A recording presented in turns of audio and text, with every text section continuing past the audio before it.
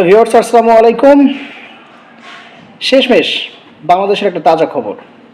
এই মুহূর্তে বিসিবি এবং আইসিসির সাথে ভিডিও কনফারেন্সে যে মিটিং হয়েছিল, সেই মিটিংয়ে শেষ পর্যন্ত আইসিসি তাদের শেষ কথাটা বলে দিয়েছে। বিসিবিকে তারা একদিনের সময় দিয়েছে।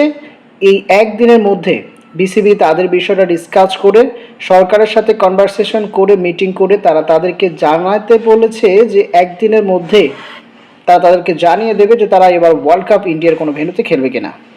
যদি ইন্ডিয়ার ভেন্যুতে তারা এবার ক্রিকেট না খেলে, তাহলে বাংলাদেশের জায়গায় তারা স্কটল্যান্ডকে এবার ওয়ার্ল্ড কাপে অংশগ্রহণ করার সুযোগ করে দেবে।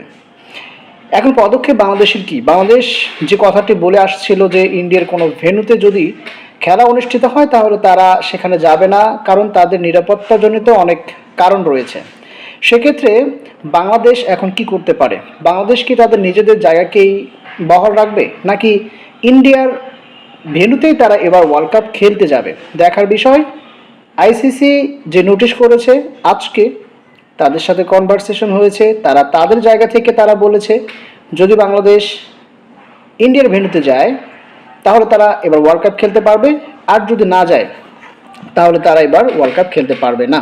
That's it. আইসিসি এটাও বলেছে যে যদি বাংলাদেশ এবার ওয়ার্ল্ড কাপে অংশগ্রহণ না করে তাহলে তাদের জায়গাটা স্কটল্যান্ডকে দিয়ে দেবে।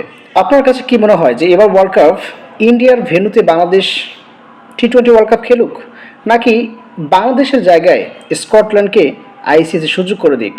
অবশ্যই কমেন্ট বক্সে জানিয়ে দেবেন।